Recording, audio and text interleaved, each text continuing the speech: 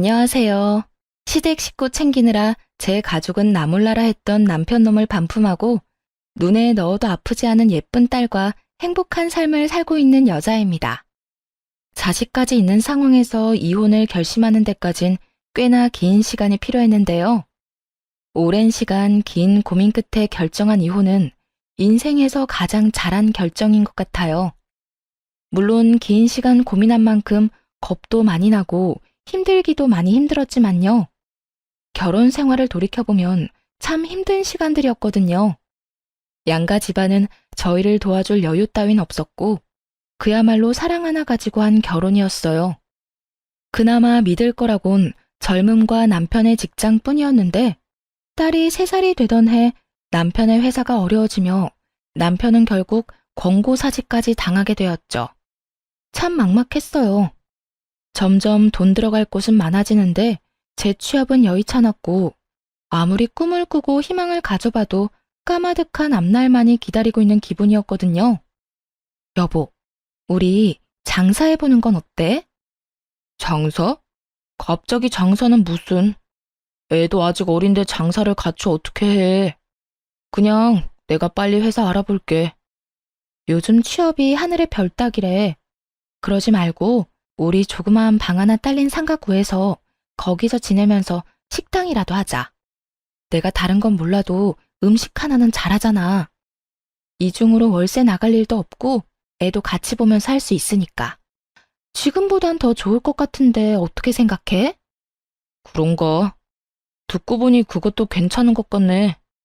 나 퇴직금 받은 것도 있고 이 집 보증금 빼고 대출 조금만 받으면 어떻게 가게는 얻을 수 있을 것 같긴 하다. 그런데 진짜 힘들 거야.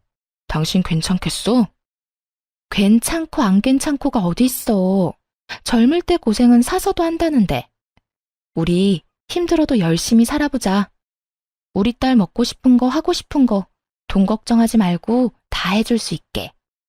그렇게 식당을 차렸고 생각보다 더 힘든 날들의 연속이었어요. 기껏 마련한 재료를 다 버리는 날도 수두룩했고 진상 손님이 오는 날이면 때려치고 싶은 생각도 굴뚝 같았죠. 그런 날들이 쌓이고 쌓여 경험이 되고 점차 단골 손님이 생겨난다 싶더니 입소문이 나더라고요. 그렇게 6년, 앞만 보고 달려왔더니 어느새 대박난 식당이 되었네요. 고생스러운 세월을 보낸 보상을 받듯 더는 먹고 사는 건 문제가 되지 않았죠. 딸이 하고 싶다는 건 걱정 없이 해줄 수 있는 형편이 된 거예요. 그런데 형편이 나아지니 다른 곳에서 문제가 생기더라고요. 그건 바로 시댁과 남편이었어요.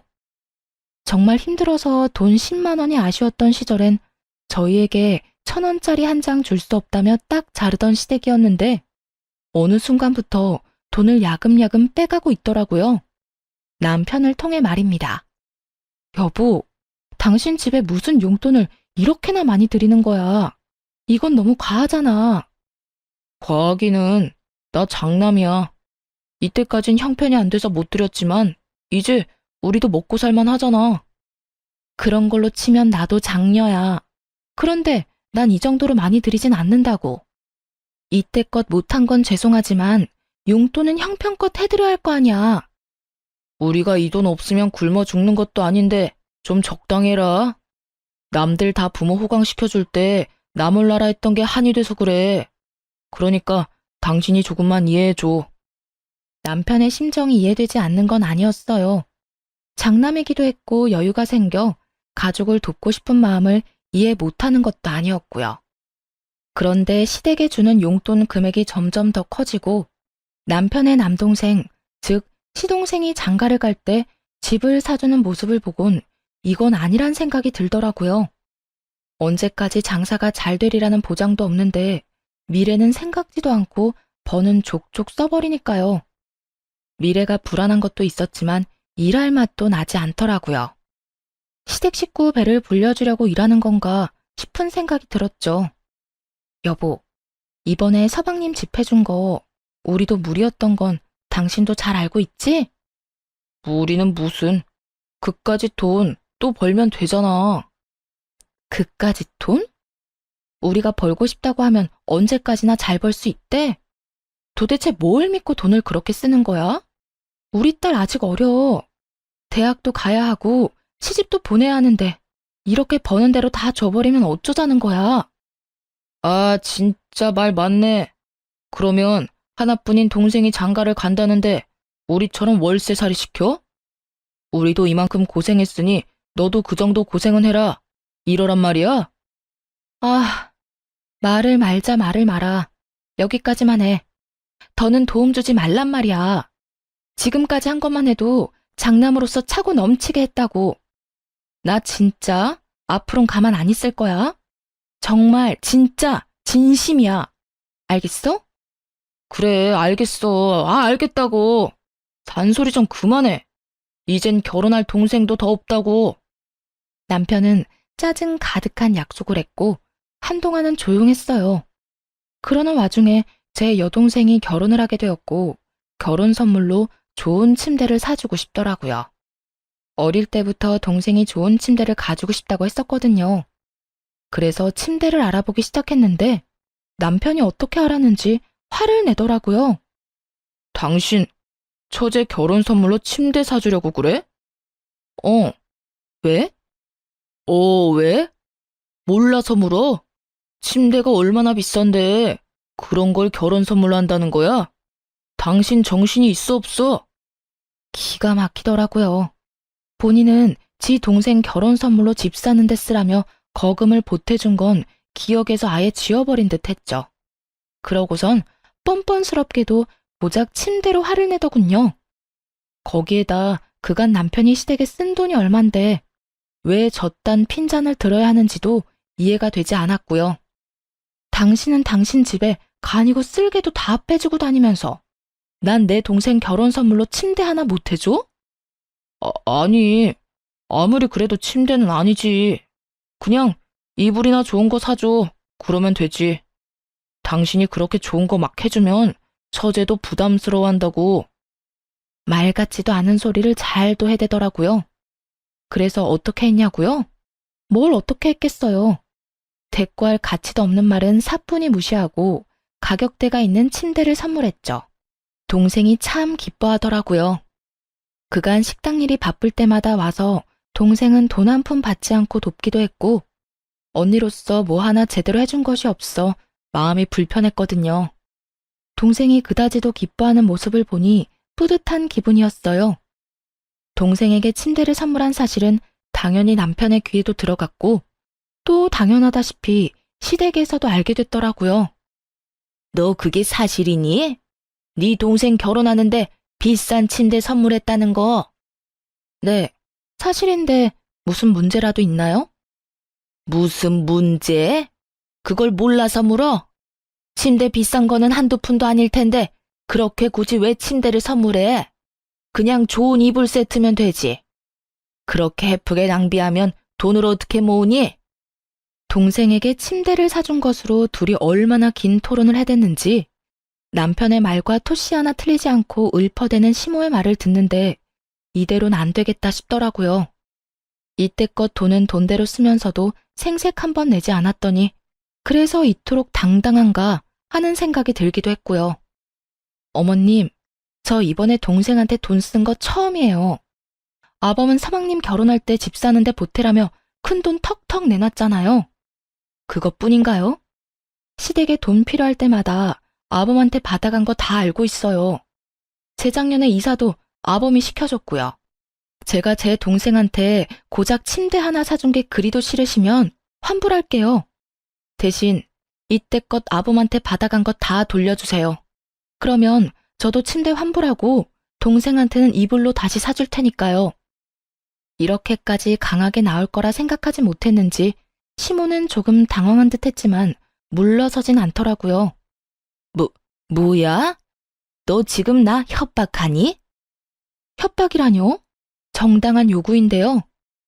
돈은 아범이나 저나 같은 시간 같은 고생해서 버는데 쓰는 건 아범이랑 시댁에서 다 쓰잖아요. 저희가 돈 못 모은 건 다 시댁 때문이라고요. 시댁이랑 친정이랑 똑같니? 어디 비교할 게 없어서 시댁이랑 친정을 비교하는 거야? 우리 아들이야. 장가가도 우리 집사람이지만 네 동생은 시집 가면 그만인데 돈을 왜 써? 요즘 세상이 어떤 세상인데 그런 말씀을 하세요? 하여튼 전 동생한테 침대 정도는 꼭 해줄 생각이니까 정 제가 친정에 뭘 하는 게 싫으면 아까 말했다시피 이때껏 아범한테 받은 거 다 돌려주세요. 그러면 침대도 환불하고 친정에 돈도 안 쓸게요. 너 진짜 이딴 식으로 나올 거야? 네, 저 이제 이딴 식으로 굴려고요. 그러니까 더는 제가 번 돈으로 뭘 하든 상관하지 마세요. 앞으로 저 몰래 아범한테 큰돈 받아내는 것도 그만하시고요. 시모는 아무 말도 연락도 없더라고요. 남편 역시 시모를 통해 전해 들은 것인지 한동안은 제 비위를 잘 맞추려고 노력하는 게 눈에 보였어요. 여전히 시댁으로 용돈은 주고 있었지만 더는 큰돈이 가는 일은 없더라고요. 그렇게 한동안은 조용했는데 동서가 출산을 하며 다시 일이 터졌네요. 동서는 원래도 엄살이 심하고 장깨가 많은 사람인지라 명절 때면 제가 고생이 이만저만이 아니었거든요. 명절만 되면 여기도 아프고 저기도 아프기 일쑤였죠. 어떤 날엔 여자만 걸리는 마법 데이를 내세워 일을 미루기도 했고요. 그런 동서에게 출산은 좋은 핑곗거리였겠죠. 시댁에서 마주칠 때면 남편을 붙잡고 힘들다고 징징대기 바쁘더라고요. 아주버님, 저 요즘 잠도 못 자고 너무 힘들어요. 그이도 회사 일로 바빠서 아무것도 못 도와주고 독박 육아하려니 너무 힘들고 우울해요. 어쩐지 재수씨 안색이 창백하다 싶었는데 힘들어서 그런 거였어요? 네. 아기가 내려놓기만 하면 우니까 화장실도 제대로 못 간다니까요. 도우미분이라도 계시면 좀 살만할 것 같은데 그이 월급으론 도우미까지 부르긴 부담스럽고 그렇다고 혼자 다 하려니 너무 힘들고 지치네요. 그러면 제가 도우미 불러드릴게요. 그까짓 돈 얼마나 한다고. 도와주실 분 불러드릴 테니 걱정하지 마세요. 어머, 정말이요? 아주버님, 너무 감사해요. 역시 우리 아주버님밖에 없다니까. 말릴 틈도 없이 벌어진 상황에 참 기가 막히더라고요. 그렇다고 서방님이 능력이 안 돼서 도우미를 못 부르는 형편도 아니었죠. 심지어 육아휴직을 내고 아기를 같이 돌보고 있다는 걸 아는데도 거짓말을 살살 해대더라고요. 더 열받았던 건 전 육아를 하다 손목이 움직이지 않는 상황에도 돈이 아까워 사람도 부르지 못하고 혼자 육아를 했었거든요. 그걸 떠올리자 더욱 화가 치솟았죠. 오죽하면 호탕하게 웃고 있는 남편의 얼굴에 손에 잡히는 대로 던져버리고 싶은 심정이었으니까요. 그렇게 저만 빼고 화기애애한 시댁 모임이 끝나고 집으로 돌아오자마자 남편과 크게 다퉜어요. 여보, 진짜 미쳤어? 도우미 부르는 돈이 한두 푼인 줄 알아? 하루만 불러주는 것도 아니고 적어도 일주일에서 2주일은 불러야 할 텐데 나하고 상의 한마디 없이 그렇게 말하면 어떻게 해? 아, 진짜 적당히 좀 해라. 같은 여자로서 재수씨가 불쌍하지도 않아? 그러는 나는 당신은 내가 불쌍하지도 않아? 나도 온몸에 파스로 도배를 했어. 일하느라 안 아픈 데가 없다고. 이런 나는 본 척도 안 하면서 재수씨가 힘든 꼴은 그렇게 보기가 힘들디? 그래서 나한테 상의도 안 하고 그런 큰 결정을 덜컥 한 거냐고. 가게 일은 당신 혼자 다 해? 나도 해. 가게에서 나온 수익금 중엔 내 몫도 있다고. 내 돈으로 내가 가족을 위해서 좀 쓰겠다는데 이렇게까지 사람을 몰아세워야 속이 편해? 이렇게까지 몰아세우게 만든 사람이 누군데? 어떻게 당신은 당신 집 일이라면 앞뒤 없이 지갑이 바로 열려? 그리고 뭐? 당신 돈? 정확히 해야지. 그건 당신 돈이 아니라 우리 돈이야, 우리 돈. 아, 진짜? 그러면 이러지 말고 우리 수익 분배를 확실하게 하자. 정확히 반반 나눠서 어디에 얼마를 쓰든지 간에 서로 간섭하지 말자고. 좋아, 그렇게 해. 나도 버는 사람 따로 쓰는 사람 따로 있는 이 생활 불만 많았다고. 당신 집에 온 재산 다 털리고 후회나 하지 마.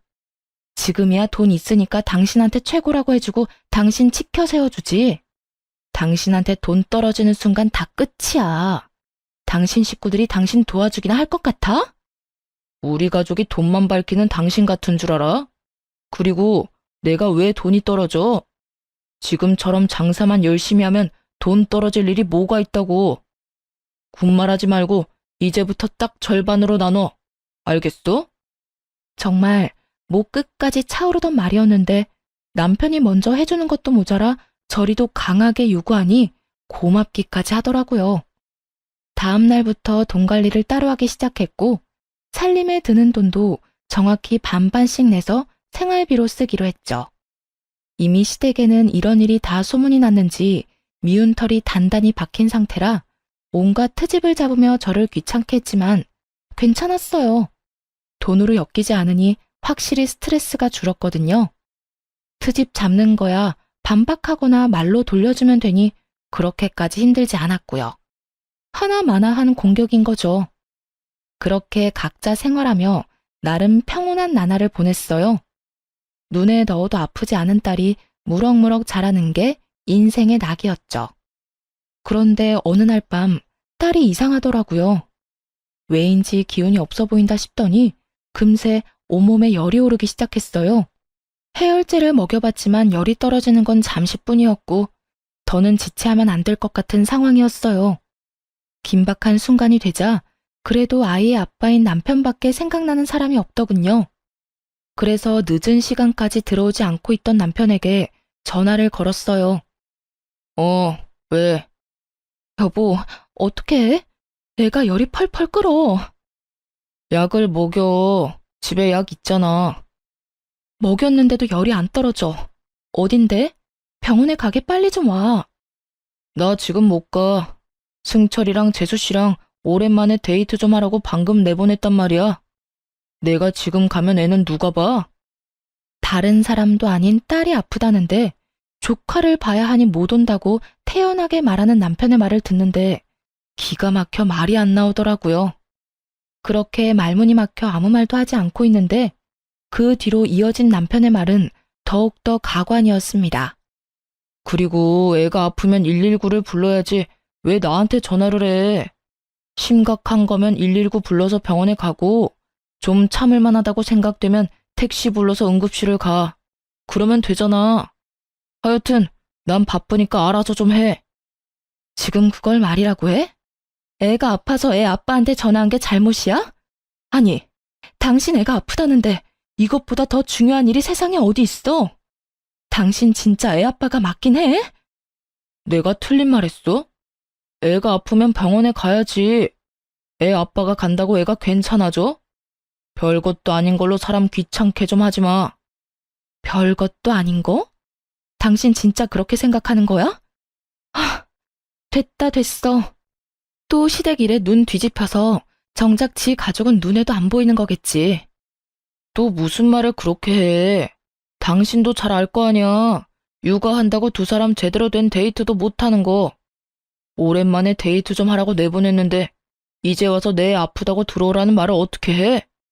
하여튼 난 바쁘니까 알아서 해. 딸이 아프다는데 동생네가 데이트를 해야 하니 조카를 봐줘야 해서 정작 지 애한테는 못 온다는 남편. 너무 황당한 말을 들으니 순간적으로 머리가 멍해지더라고요. 이놈이 정말 미쳤나 싶어서 말이죠. 남편은 바쁘다며 전화를 끊어버렸고 결국 전 119를 불러 딸을 데리고 병원으로 갔어요. 다행히 고열은 잡혔지만 화는 서서히 끓어오르기 시작하더군요. 이딴 인간도 남편이라고 계속 믿고 사는 것이 맞는가 하는 생각이 들기도 했고 시간이 지나도 남편이 변할 거란 생각은 들지 않았어요. 이혼한다면 아빠 없이 자랄 딸이 마음에 걸리긴 했지만 이런 아빠라면 굳이 필요하지도 않을 듯 했고요. 무엇보다 딸에게 도움은커녕 상처만 될 것 같기도 했죠. 그렇게 이혼 쪽으로 마음이 기울어진 상태에서 집으로 돌아갔고 집에는 조카를 보느라 많이 지친 남편이 침대에 누워있더라고요. 그 꼴을 보기 싫어 눈을 감고 싶었는데 다음 순간 나온 남편의 말은 정말 온 정이 떨어졌네요. 왔어? 뭐래? 괜찮다지? 적당히 웃음이 섞인 질문. 정이 떨어지는 것은 물론이고 겨우 가라앉힌 화가 다시 확 오르더라고요. 지금 웃음이 나와? 당신이 그러고도 아빠야? 애 걱정은 전혀 안 해? 걱정하면 뭐가 달라져? 그리고 괜찮으니까 집에도 온 거 아니야. 피곤하면 잠을 자. 괜히 나한테 짜증내지 말고 말이야. 내가 지금 피곤해서 당신한테 짜증내는 줄 알아? 당신이 하는 행동이 화가 나서 이러는 거야. 애가 아프다는데 한다는 말이 119를 부르라고? 누군 119 부를 줄 몰라서 당신한테 연락한 줄 아냐고. 그래도 당신이 우리 딸 아빠니까 연락한 거였지. 나도 무섭고 걱정되니까 그런 순간에 당신하고 함께 있고 싶어서 그래서 연락한 거였다고. 그만 좀 해라. 애만 멀쩡하면 된 거지. 별것도 아닌 걸로 성질 좀 내지 마. 우리 딸한텐 당신이 있었고 그때 조카한테 나뿐이었으니까 어쩔 수 없는 상황이었잖아. 가족끼리 서로 돕고 살면 좋은 거지. 언제까지 그렇게 따지고 둘 거야? 입에 발린 말이라도 미안하다. 나도 어쩔 수 없는 상황이었다. 다음부턴 우리 가족을 우선으로 하겠다 등의 말이 나올 줄 알았어요. 조금이라도 미안해하는 기색이었다면 그토록 화가 나진 않았을 텐데요. 남편은 도리어 큰 소리를 내며 저를 예민하고 트집이나 잡는 사람으로 몰아가더군요. 그 순간 분명해졌네요. 이 남자에게 가족은 나와 딸이 아니라 시댁 식구들 뿐이라는 사실을요. 그런 생각이 들고 나자 이혼해야겠다는 확신이 더 분명해졌고 결단을 내렸죠. 일단 저와 딸의 공간에서 남편 놈을 내쫓기로 했어요. 당신은 당신 가족만 챙기니까 문제라는 거야. 결혼하고 당신이 최우선으로 챙겨야 할 가족은 나랑 우리 딸이라고. 시댁이 아니라 우리가 1순위가 되어야지 왜 늘 다른 사람이 1순위야? 난 우리를 2순위로 여기는 가장은 필요 없으니까 계속 그런 식으로 다른 사람부터 챙기려거든. 거기 가서 살아.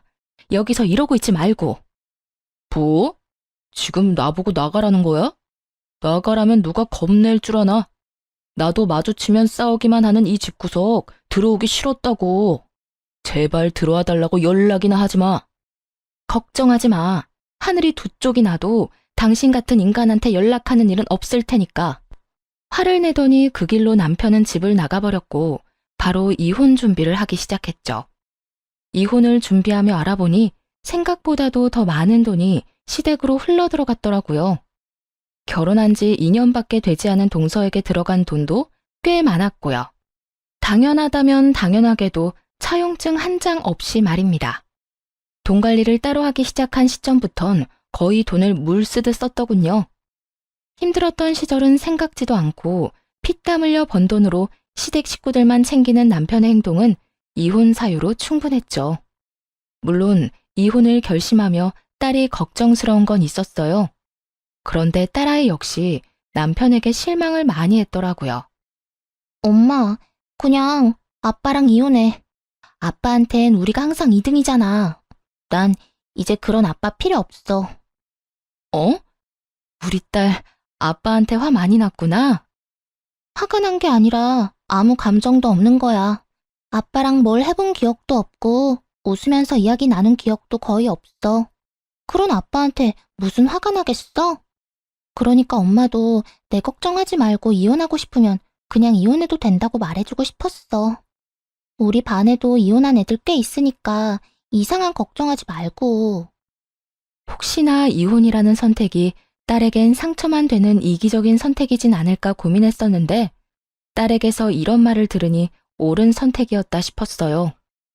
어린 딸에게 이런 말까지 나오게 한 남편에게 정말 분노하기도 했고요. 이혼은 순탄하지 않았어요. 남편이 이혼을 거부한 것은 아니었지만 위자료를 주지 않으려 갖은 애를 썼거든요. 시댁엔 큰 돈을 아무렇지 않게 턱턱 내놓더니 저에겐 한 푼이라도 아껴보려 하는 모습을 보며 이혼을 결심하길 잘했다는 생각을 다시금 했네요. 양육권은 두말할 것 없이 제가 가져오게 되었고 위자료 역시 생각보다 더 큰 금액을 받게 되었어요. 집은 제 명의였고 가게는 남편 명의였기에 이혼을 하자마자 용달차를 불러 남편의 짐을 동선의 집으로 보내버렸어요. 짐을 받은 동선은 전화를 해서는 개거품을 물기 시작하더라고요. 형님 진짜 미쳤어요?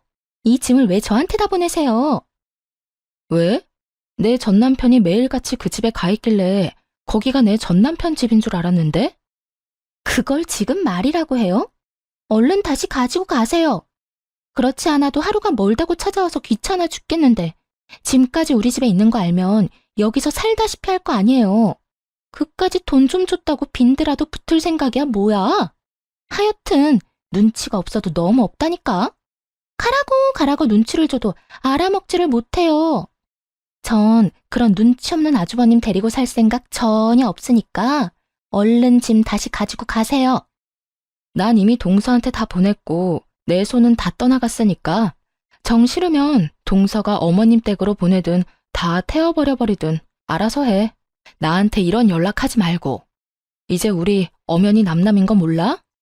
눈치 없는 동선의 아주버님, 이제 나하고 아무 사이도 아니고 동서 가족이니까 알아서 잘 챙겨 살아. 늘 그랬던 것처럼 말이야. 언제는 전남편이 최고라며 치켜세우기 바쁘더니 빼먹을 것이 없어지자 동서는 전남편을 짐짝 취급을 해대더라고요. 형님, 글쎄 전 아주버님을 제 식구라고 생각해 본 적이 없다니까요. 식구도 아닌데 무슨 돈은 그렇게나 많이 받았대? 차용증 한 장 없이 말이야. 그거야. 난 그저 힘들다고 했을 뿐인데 아주버님이 나서서 돈을 준 것뿐이라고요. 주는 돈을 안 받는 사람이 어디 있어요? 그리고 다 갚을 거예요. 가족끼리 차용증은 무슨? 데리고 살라고 할 땐 식구가 아니라고 하더니 돈 이야기엔 가족? 동서는 참 말이 앞뒤가 안 맞네. 자기 마음대로 이랬다 저랬다 편하게도 산다. 하여튼 형님한테 빌린 돈 아니니까 신경 쓰지 마세요. 짐은 빨리 다시 가지고 가시고요. 동서는 화를 내며 온갖 험한 말과 함께 전남편에 대한 욕을 쏟아냈고 그 모든 내용을 녹음해 전남편에게 보내버렸어요. 돈은 돈대로 쓰고 무슨 일이 있다면 만사를 제쳐놓고 도와줬던 인간들이 전남편을 어떻게 생각하고 있는지 알려주기 위함이었죠. 보낸 녹음 파일을 다 들은 남편은 전화를 해 화를 내기 시작하더군요. 당신 이게 뭐야? 이딴 거 보내면 내가 후회라도 할 줄 알아? 당신 같은 인간은 후회라는 감정도 사치라는 거 나도 잘 알아. 난 그저 당신이 지금 어떤 처지인지 똑바로 알고나 있으라고 보낸 거야. 당신이 그렇게 믿어 의심치 않던 당신 재수씨도 당신이라면 지긋지긋하다고 하니 당신 엄마 집에나 가야겠네. 하여튼 오갈 데 없다고 우리 집엔 오지 말고. 이젠 우리 집에 당신 짐도 없으니까 말이야. 내가 말했지. 오라고 해도 안 간다고. 이혼까지 한 마당에 내가 미쳤다고 그 집에 가냐? 당신 잊었나 본데 가게는 내 거야. 가게가 있는데 그깟 집 언제든 벌어서 사면 된다고. 그때 가서 후회나 하지 마. 당신이야말로 이 가게 아니면 어디 가서 돈이나 벌어 먹고 살 수 있을 거나 같아? 나니까 당신 데리고 살아준 거야. 이거 왜 이래? 어디 두고 보자. 그래, 누가 더 잘 먹고 잘 사나. 그래, 두고 보자고. 전 남편은 제가 이혼을 후회할 것이라 호언장담하더군요. 길고 짧은 건 대봐야 안다지만 이건 굳이 대보지 않아도 뻔히 알 수 있는 것이었죠. 그렇게 마지막까지도 전 남편과는 얼굴을 붉히며 끝을 봤고 저와 딸은 빠르게 안정을 찾아갔어요. 워낙 가정에 무관심했던 아빠라 없어도 표시도 나지 않더라고요. 전 남편의 빈자리가 아쉽기는커녕 이혼 따위 한 적도 없다는 듯 평화로운 나날들을 보내고 있었죠. 그렇게 3개월쯤 지났을 때일까요? 전 남편의 가게에 파리만 날린다는 소문이 나돌더라고요. 제가 빠진 가게가 평탄하지 않을 거라는 예상은 했지만 그 시점이 너무 빨라 조금은 놀랍더라고요. 도대체 어떻게 된 것인지 궁금해지던 찰나 전 남편에게 연락이 왔어요. 여보, 나 요즘 너무 힘들다. 우리가 힘들게 일군 가게 문 닫기 직전이야. 그래, 망해간다는 소문이 여기까지 들리더라. 말아먹을 건 알고 있었지만 3개월은 너무 빠르지 않아? 어떻게 6년 동안 일군 가게를 3개월 만에 말아먹을 수가 있어? 그게 우리 이혼하고 난 뒤에 일손이 부족해서 우리 가족한테 일 좀 도와달라고 부탁했었거든. 그런데 아무도 안 도와주는 거야. 엄마는 온몸이 아프다고 그러더니 쇼핑이나 다니고 동생이랑 재수씨는 아기 핑계대고 여행 다니더라. 돈 받아갈 땐 간이고 쓸개고 다 빼줄 것처럼 굴더니 정작 내가 필요할 땐 아무도 안 도와주는 거 있지? 내 연락도 차단해버리고 말이야.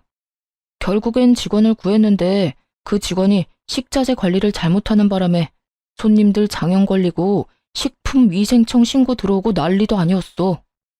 들어보니 망해가는 식당의 지름길을 밟고 있더라고요. 잘못된 식자재 관리에 단골 손님들의 장염, 칭찬이 가득했던 가게 리뷰엔 각종 악플만 가득하다고 하더라고요.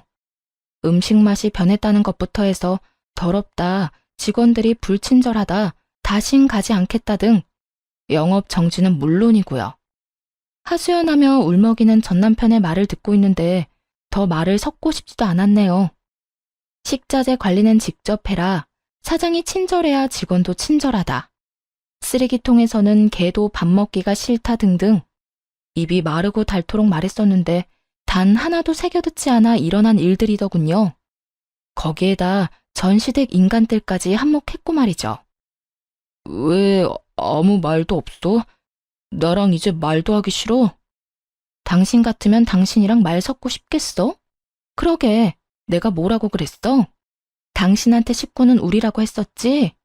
돈은 돈대로 뜯기고 가게는 가게대로 말아먹고 다 망해가는 거 자랑질이라도 하려고 연락했니?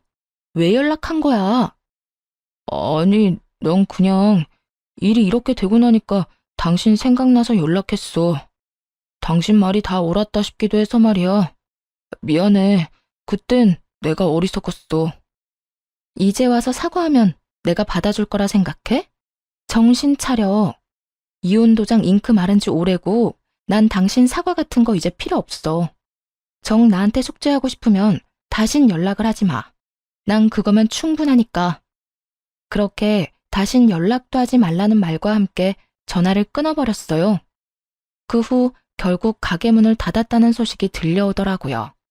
전 시댁 인간들에게 돈을 다 뜯겨버린 전 남편은 직원들 줄 월급도 없어 권리금도 없이 가게를 내놓았다는 이야기도 들을 수 있었고요.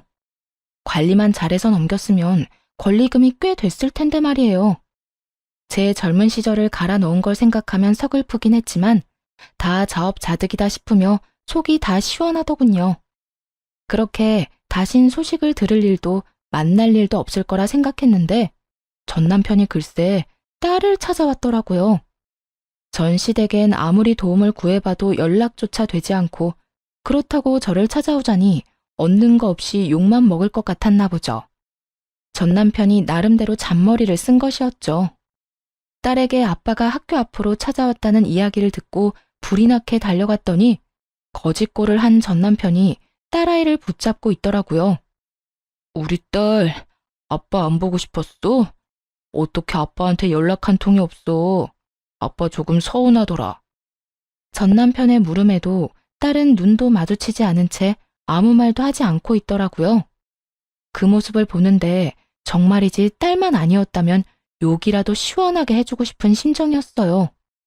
당신, 여기가 어디라고 와? 당신 왔어? 나야 우리 딸 보고 싶어서 왔지. 내가 못 올 때 온 것도 아니고 뭘 그렇게까지 화를 내. 남들이 보면 오해하겠다. 화를 안 내게 생겼어? 이때까지 연락 한 통 없다가 갑자기 찾아와서 보고 싶었다고 하면 우리가 받아줘야 해? 당신은 예나 지금이나 왜 이렇게 뻔뻔해? 당신 지금 오해하고 있는가 본데 나 그냥 막 찾아온 거 아니야. 나도 참다가 우리 딸이 너무 보고 싶어서 고민하다가 찾아온 거라고. 아빠가 딸 보고 싶은 건 당연한 거 아니야? 그 당연히 보고 싶은 마음이 너무 늦었다고 생각 안 해? 우리 이혼한 지 1년이야. 1년 동안 단 한 번도 보고 싶단 연락도 없었으면서 이제 와서 찾아온 이유가 뭐야? 이유는 무슨, 정말 보고 싶어서 왔다니까. 온 김에 우리 딸이랑 맛있는 것도 먹고 집에서 시간도 같이 보내고 하면 좋잖아. 전 남편은 능청스럽게도 상황을 모면하려 애쓰더라고요. 그런 전 남편의 모습에 기가 막혀 말문이 막혀 있는데 딸이 제 손을 잡더니 전 남편을 향해 이렇게 말하더라고요. 아빠, 이제 나 찾아오지 마. 난 아빠 안 보고 싶어. 딸의 말을 들은 전 남편은 적잖게 당황했는지 눈을 동그랗게 뜨고 딸에게 되묻더라고요. 그리곤 화가 많이 난 딸이 투정이나 부린다고 생각한 듯 장난스럽게 딸의 화를 풀어주려 애쓰더군요. 뭐라고? 아, 우리 딸 아빠한테 화 많이 났구나. 아빠가 미안해. 이렇게 아빠 사과할 테니까 화 좀 풀어라. 응? 나 아빠한테 화 안 났어. 그냥 아빠가 보고 싶지 않을 뿐이야. 내가 아플 때도 엄마가 힘들 때도 우리보다는 다른 사람 돕는다고 바빴어. 난 아빠 필요 없어진 지 오래됐어. 그러니까 원래 하던 대로 우리한테 찾아오지 말고 혼자 살아. 딸, 그땐 아빠가 어리석었어. 아빠가 진짜 반성 많이 했다고. 그러니까 우리 딸 화 좀 풀어주면 안 될까? 이제부터 아빠가 우리 딸한테 정말로 정말로 잘할게. 우리 딸이 필요하다고 하면 그게 어디든 언제든 상관없이 만사를 제쳐두고 달려올게. 응? 필요 없으니까 아빠는 아빠가 사랑하는 가족들이랑 잘 살아. 난 엄마만 있으면 되니까. 딸의 말을 들은 전 남편은 눈물을 줄줄 흘리더라고요. 단호해도 너무나도 단호한 딸의 태도에 아무 말도 못한 채 말이죠. 사실 딸의 말을 들으며 조금은 당황스럽기도 마음이 아프기도 했어요. 전 남편이 불쌍해서 마음이 아픈 것이 아닌 아빠를 저리도 미워하게 된 딸의 심정이 어땠을까 하고 생각하니 마음이 찢어지게 아프더라고요. 그리고 딸이 전 남편을 미워하는 건 알고 있긴 했지만 저토록 미워하는 줄은 몰랐기에 전 남편 못지않게 당황스럽기도 하더라고요. 전 남편은 눈물만 뚝뚝 흘리고 있었고 딸은 그런 아빠의 모습이 더는 보기 싫다는 듯 손을 잡아 끌더군요. 그게 전 남편을 마지막으로 만난 날이었어요. 딸에게 그런 말까지 들은 전 남편은 더는 찾아오지 않았으니까요. 이젠 정말 끝이라고 생각했습니다. 그런데 끝날 때까지 끝난 것이 아니더라고요. 당시 동네 마트에서 계약직으로 일하고 있었는데 그곳으로 글쎄 동서가 찾아왔더라고요. 도대체 어떻게 알고 찾아온 것인지 알 수는 없지만 찾아와 다짜고짜 한다는 말이 정말 가관이었어요. 형님, 이렇게 숨어 있으면 내가 모를 줄 알았어요? 숨긴 누가 숨었다고 그래. 난 그저 내 할 일 하면서 열심히 살고 있는 거야. 갑자기 찾아와서 뭐 하는 짓이야, 지금? 뭐 하는 짓? 몰라서 물어요? 당장 형님 남편 데리고 가요. 내가 아주버님 때문에 살 수가 없다고요. 하루가 멀다고 찾아와서 돈 내놓으라고 빚독촉을 해대는데 정말 살 수가 없다고요. 정말 살 수가 없는 사람이 누군데 이딴 말을 하는 것인지 이해가 되지 않았어요. 동서는 마치 제가 이혼했다는 사실을 모르는 사람처럼 몰아세우기 시작했고 그런 뻔뻔한 태도에 화가 점점 치솟기 시작했죠. 살 수가 없으면 돈을 갚아. 그러면 되겠네. 그리고 나랑 그 인간 이혼한 지가 언젠데 날 찾아와서 이 난리야? 여기서 난동 그만 부리고 동서 아주버님하고나 잘 이야기해봐. 말이 통했으면 여기까지 찾아왔겠어요? 내가 정말 살 수가 없다고요. 이미 동네에 소문까지 나서 이사해야 할 판국이라고요. 그래? 이사하려면 집 팔아야 하잖아. 집 판 김에 돈 갚으면 되겠네. 기억하지? 그 집 살 때 그 인간이 큰 돈 보탠 거. 도움받은 금액이 꽤 큰데 입 싹 닫지 말고 얼마라도 좀 갚아. 사람이 그 정도 양심은 지키면서 살자. 어? 형님, 정말 이러실 거예요? 동서는 본격적으로 언성을 높이며 행패를 부리기 시작하더라고요. 여기 귀 먹은 사람 없어. 소리 못 낮춰? 남의 직장까지 찾아와서 이게 도대체 뭐 하는 짓거리야? 그러니까 이 꼴 저 꼴 보기 싫으면 아주버님 데리고 가면 되잖아요. 저라고 좋아서 이러는 줄 알아요? 저도 바쁜 사람이라고요. 동서는 전 남편을 데리고 가라며 말 그대로 난동을 부리기 시작했어요. 말 자체가 통하지 않았고 어떻게 해야 할지 몰라 당황하고 있던 그 순간 마트 사장님이 다가와 제 앞을 막고 섰어요. 저기요, 여기서 이러시면 안 됩니다. 당장 나가주세요. 갑작스러운 사장님의 등장에 동서는 몸까지 바르르 떨며 사장님을 밀치며 화를 내기 시작하더군요. 이 아저씨는 또 뭐야? 난 아저씨랑 할 이야기 없거든요. 당장 비켜요. 비키라고. 자꾸 이런 식으로 굴면 경찰에 신고할 수밖에 없어요. CCTV도 있고 이 정도면 영업 방해로 신고하기에 충분하거든요. 경찰서까지 끌려가기 싫으면 당장 나가세요. 사장님은 휴대전화를 꺼내들며 동서에게 엄포를 놓았고 동서는 그제야 허겁지겁 도망을 가더라고요. 한바탕 소란이 지나가고 난 후 정신이 되돌아오니 도저히 당하고만 있을 수는 없다는 생각이 들더라고요. 돈을 받았을 때는 언제고 이제 와서 돈 내놓기 싫은 그 심부도 심부였지만 이미 다 끝난 저를 찾아와 난동을 부리는데 도저히 용서할 수가 없었어요. 당시 동서는 회사를 이직한 상태였는데 전 남편에게 숨기고 있다는 사실을 전 알고 있었어요. 눈에는 눈, 이에는 이라고 전 남편에게 연락해 동서가 이직한 회사를 알려주었죠. 입사하는 것이 하늘의 별 따기라던 대기업에 다니고 있다는 사실을요. 전 남편이 회사로 찾아가 돈을 내놓으라고 제대로 난동을 쳤는지 신고를 받고 출동한 경찰에게 잡혀 유치장 신세를 지게 되었다 하더군요. 가족 타령하며 좋다고 붙어먹을 때는 언제고 돈 때문에 서로를 못 잡아먹어 안달이 난 꼴이 참 보기 좋다 생각했네요. 전 남편이 유치장 신세를 지고 있다는 이야기를 듣고 난 후 동서에게서 연락이 왔더라고요. 사람 하나 살리는 셈치고 좀 도와달라고요. 형님, 저 좀 살려주세요. 제발요. 다짜고짜 이게 무슨 소리야? 사실은 저요, 돈이 없어요. 아주버님 돈을 갖고 싶어도 돈이 없다고요. 말이 되는 소리를 좀 해. 대기업 월급이 얼만데 돈이 없다고 하면 누가 믿어? 그게요, 다 썼어요. 이것저것 좀 사느라. 들어보니 평소에도 사치가 심하던 동서는 전 남편에게 빌린 돈은 물론 월급까지도 물 쓰듯 쓰고 다녔더라고요. 전 남편이 저와 이혼할 것도 가게가 저리 망해버릴 것도 예상하지 못한 채 말이죠. 거기다 전 남편이 찾아와 제대로 회사를 엎어준 덕에 회사까지 잘렸다며 하소연하기 시작하더군요. 거기다 아주버님 때문에 회사까지 잘렸다고요. 이제 정말 돈 나올 구멍이 없어요. 돈이 없으면 없는 거지. 왜 나한테 이 난리를 부리는 거야? 동서 남편 있잖아. 동서 남편한테 말해. 엄한 사람한테 하소연하지 말고. 저희 남편도 요즘 힘들어요. 그래서 말인데 형님이 돈 좀 빌려주시면 안 될까요? 차용증 쓰라고 하면 쓸게요. 저 좀 살려주세요. 제발요. 내 돈으로 내 전 남편 돈을 갚겠다. 이 뜻이네? 동서 진짜 양심도 없구나. 어떻게 나한테 그 돈을 빌려달라고 할 수가 있어? 저도 오죽 급했으면 이러겠어요?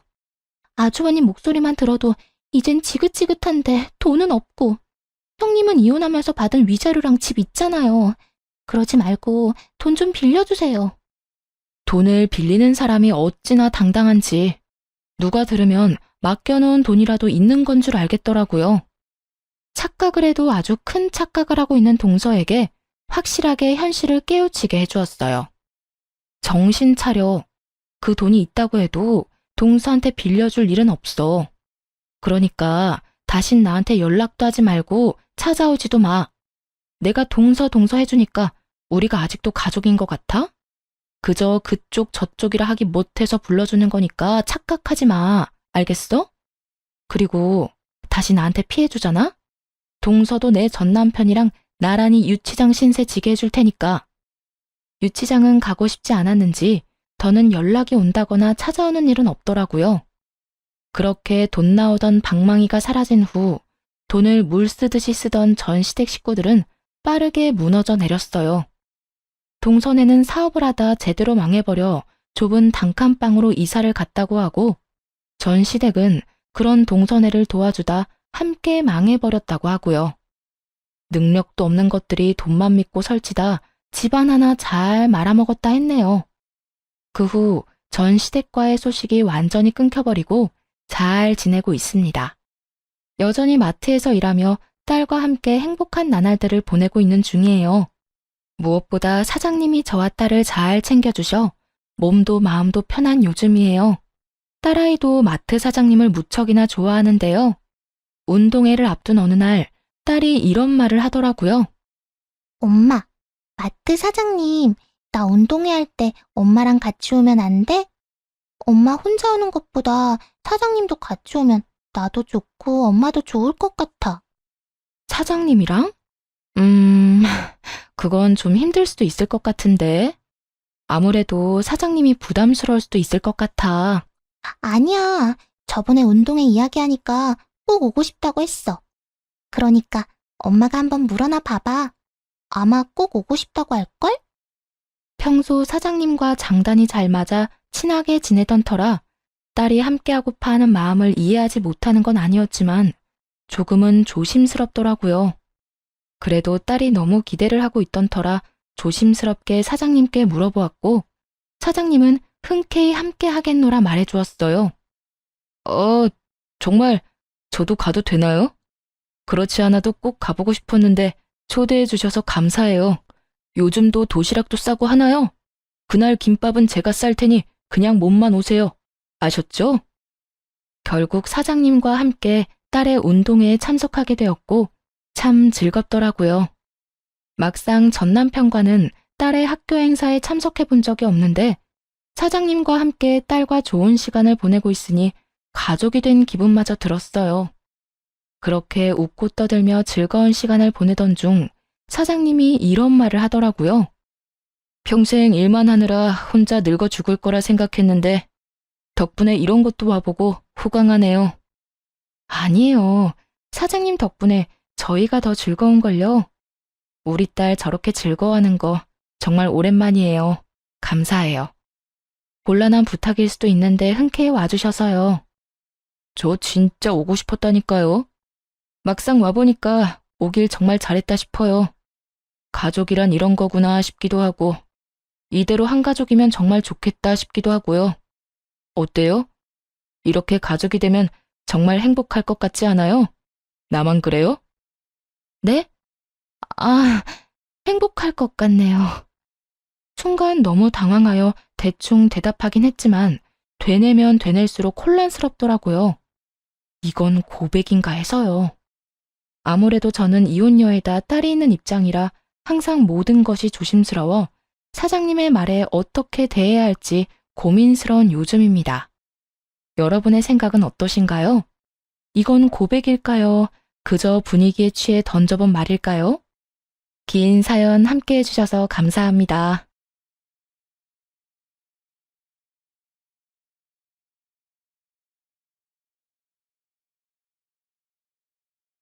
안녕하세요.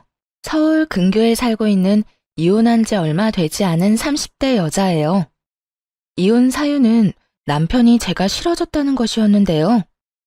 한때는 제가 없으면 하루도 살 수 없다던 사람이었는데 이혼할 무렵엔 함께 있는 것이 숨 막힌다고 하더라고요.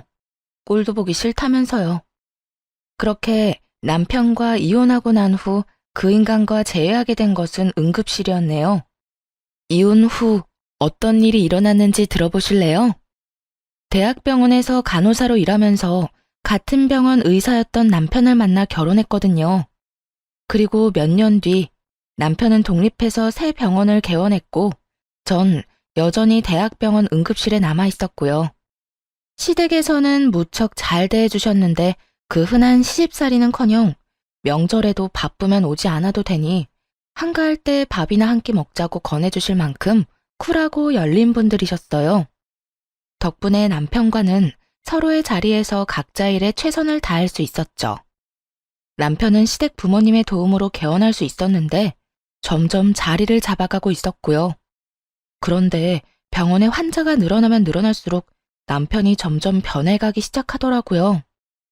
예민한 건 둘째치고 점점 절 배우자가 아닌 도우미 정도로 여긴다는 기분이 들 때도 있었어요. 청소는 제대로 하는 거 맞아? 이불 빨래는 언제 했어? 숨 쉴 때마다 목이 쾌쾌해. 여보, 나 밤샘 근무하고 이제 들어왔어. 눈 밑에 다크서클 안 보여? 아, 그랬어? 그러면 오늘은 집에서 쉬면서 대청소랑 이불 빨래 싹 좀 해. 하는 김에 에어컨도 좀 닫고 말이야. 에어컨 청소는 주기적으로 하고 있는 거 맞지? 이 집엔 나 혼자 사는 거야? 어떻게 모든 일을 나만 해? 당신도 손 있고 발 있잖아.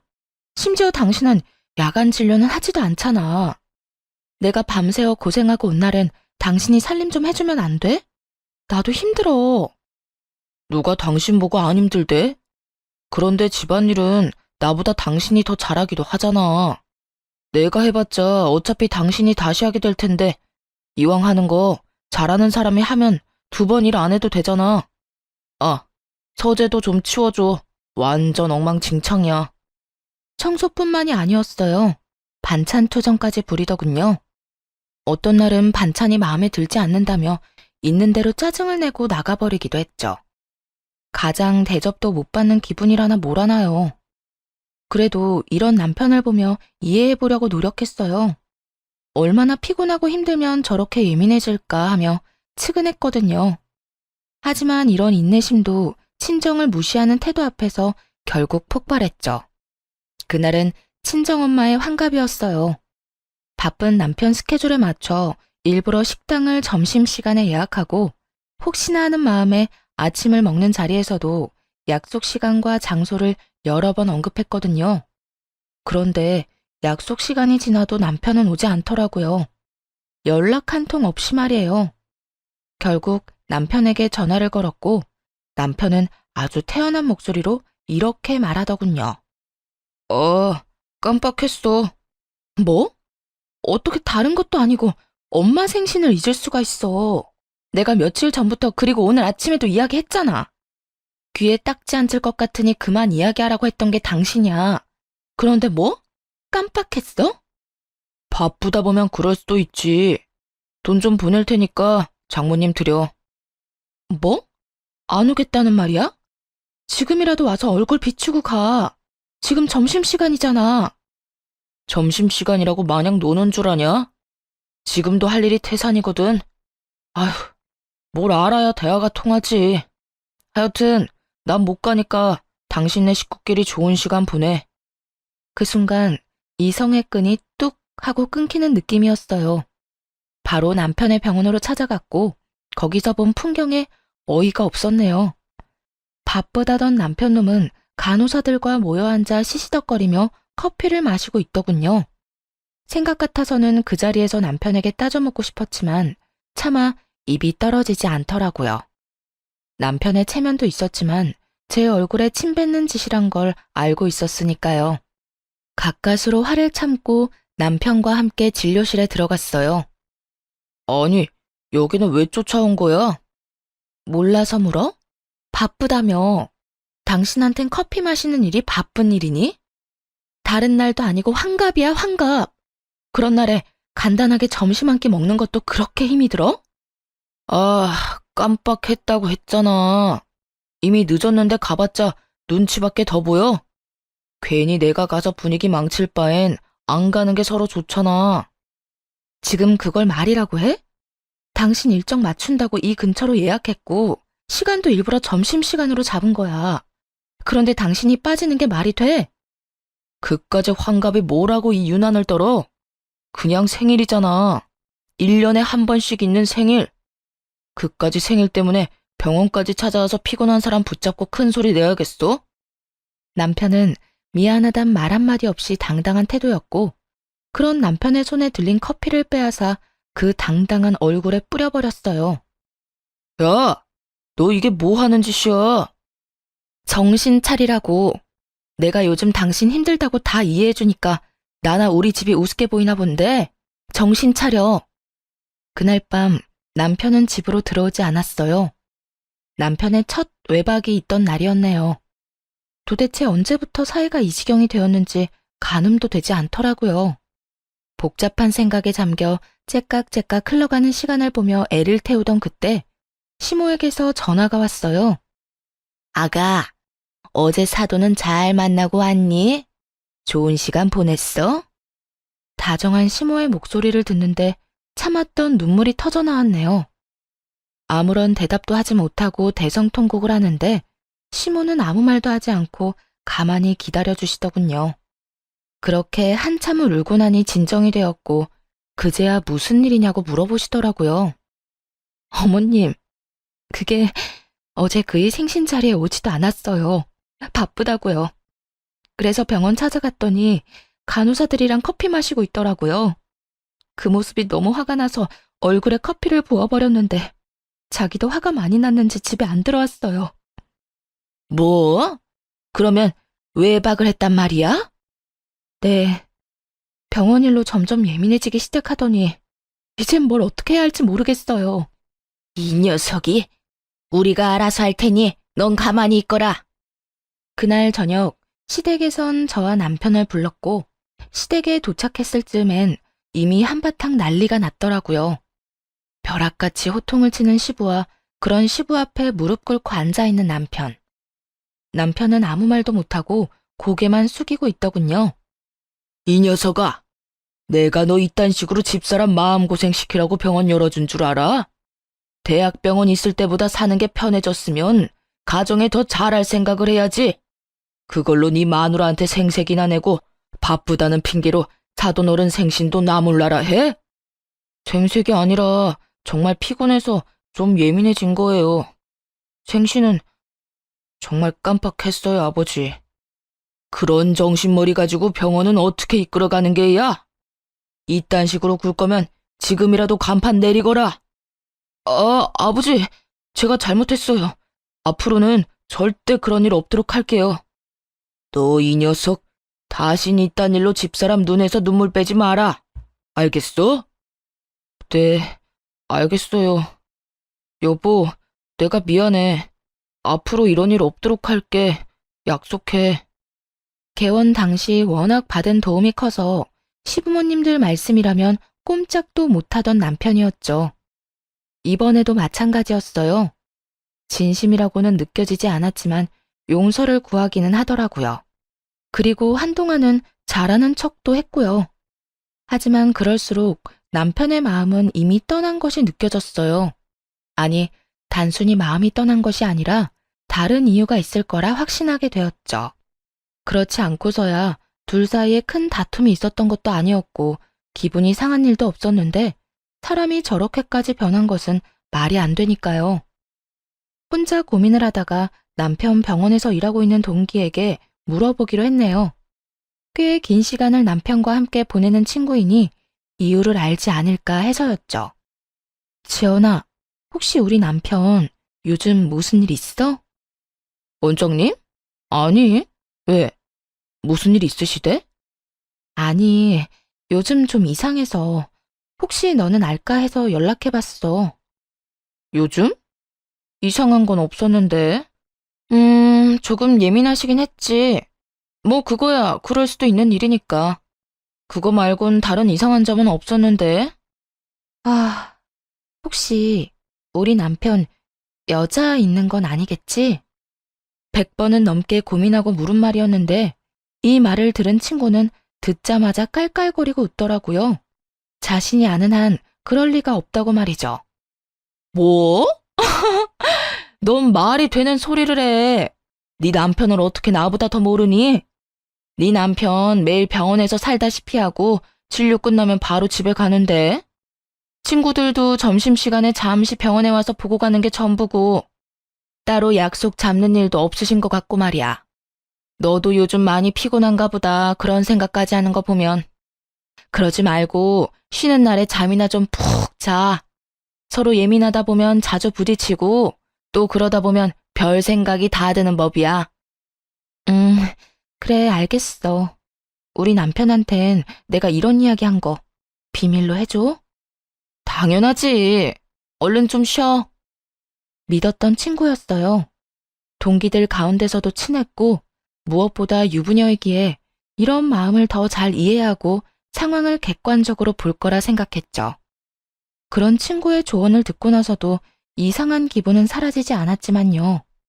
그래서 결국 남편의 뒷조사를 시작했네요. 다들 뒷조사만 했다 하면 무슨 판도라 상자 열리듯 남편이 숨기고 있던 모든 것이 밝혀지곤 하던데 아니었어요. 허무할 정도로 아무것도 없더라고요. 친구의 말처럼 병원과 집을 오가는 단순한 생활의 반복이었거든요. 가끔 친구를 만나기도 했지만 다 남자들일 뿐만 아니라 그것마저도 차를 마시거나 편의점에서 캔 음료나 마시곤 헤어지는 게 전부더라고요.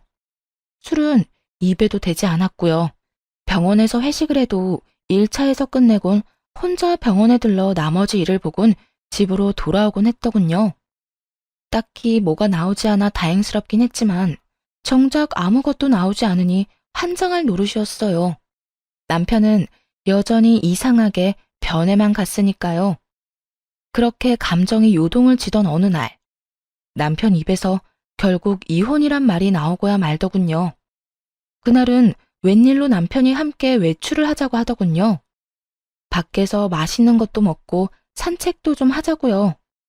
그간 좀 소원하긴 했어도 다시 잘 지내볼 생각은 있구나 하는 마음에 한껏 꾸며입고 외출길에 나섰죠. 들떠서 밝은 목소리인 저와는 달리 남편은 건성건성 대답만 하더라고요. 여보, 여기 진짜 오랜만이다. 여기 기억나? 여기서 우리 첫 데이트 했었잖아.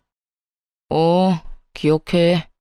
그때 우리 둘 다 밤새고 씻지도 못하고 와서는 어떻게든 데이트 좀 해보겠다고 샷 왕창 추가해서 먹고 버텼는데 부부가 돼서 오니 감회가 새롭다. 그렇지? 그렇긴 하네. 기계를 가져와도 이것보단 다채로운 대화가 될 것이라는 생각이 들면서 화가 치밀어 오르더라고요. 이따위로 굴 거면 다른 곳도 아닌 우리의 추억이 있는 곳으로 오지나 말지. 이게 무슨 사람 하나 바보 만드는 짓인가 했죠. 기분이 상해 바로 자리에서 일어나 집으로 돌아와 버렸고 남편 역시 저를 뒤쫓아 집으로 돌아왔고요. 당신 진짜 나한테 왜 그래? 내가 뭘? 내가 뭘? 할 말 있으면 똑바로 말해. 하루 종일 사람 데리고 다니면서 정신은 다른 곳에 있었잖아. 꼭 똥마려운 강아지처럼. 내 눈치는 이리저리 살피면서 그러면서도 또 멍하니 딴 생각만 하고. 난 오늘 당신이 앞으로 잘 살아보자는 마음으로 산책하자고 한 줄 알았어. 오늘 간 곳이 죄다 우리한테 좋은 추억만 가득했던 곳이니까. 그런데 당신은 시큰둥해선 대답만 겨우 하고 나만 들떠있고 그게 뭐야 도대체? 그럴 거면 왜 굳이 나가자고 한 거야? 입으로 뱉고 나니 정말 하루 종일 무얼 했나 싶더라고요. 화가 많이 나 씩씩거리는 저를 남편은 한참 바라보더니 이내 하루 종일 품고 있던 말을 꺼내기 시작하더라고요. 내가 많이 고민해봤는데 우리 이혼하자. 나 더는 이렇게 못 살겠어. 목소리에 미안함이라곤 찾아볼 수가 없더라고요. 마치 제가 유책 배우자라도 된다는 듯 말이에요. 이혼? 지금 이혼이라고 한 것 같은데 내가 제대로 들은 거 맞아? 이혼하자고. 나 이제 당신이랑 사는 거 너무 힘들어. 그러니까 오늘 하루 종일 한 짓이 사실은 데이트가 아니라 당신 마음 정리할 시간이 필요했던 거네? 말하자면 마지막 점검 같은 거였어. 맞아? 꼭 그런 건 아닌데 당신하고 돌아다니면서 마음이 더 확고해지긴 했어. 내가 뭘 어떻게 했다고 그렇게 힘들어? 내가 당신을 힘들게 해? 그냥 당신이랑 같이 사는 것 자체가 힘들어.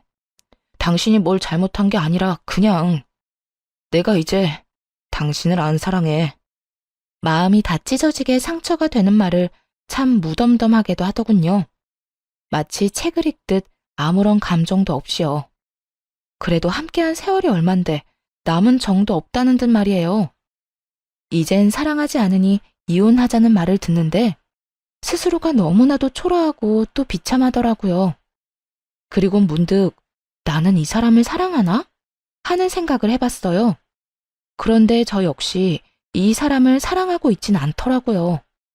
그냥 내가 한 선택이니 그냥 저냥 되는 대로 맞춰가며 어떻게든 살고 있었던 거죠. 우리 부모님 생각해서 그냥 참고 살아보려고도 했는데 이렇게 아무 감정 없이 살아서 뭐하나 하는 생각이 들더라. 이혼만 해주면 재산도 섭섭하지 않게 줄게. 그러니까 조용히 이혼만 해줘. 나 당신이랑 소송 같은 거 할 힘도 없고 마지막을 그렇게 지저분하게 끝내고 싶지도 않아. 알겠어. 그래, 하자. 이혼. 구질구질하게 눈물이라도 흘리며 매달릴 거라 예상했었는지 남편은 그제야 놀란 눈을 하고는 똑바로 쳐다보더라고요. 왜? 내가 울면서 매달리기라도 할 줄 알았어?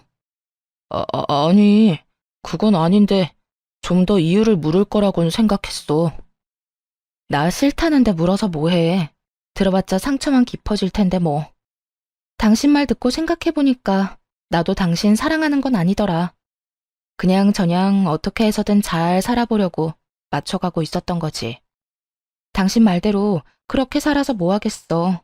지금이 조선시대도 아니고 아니다 싶으면 애 없을 때 헤어져야지.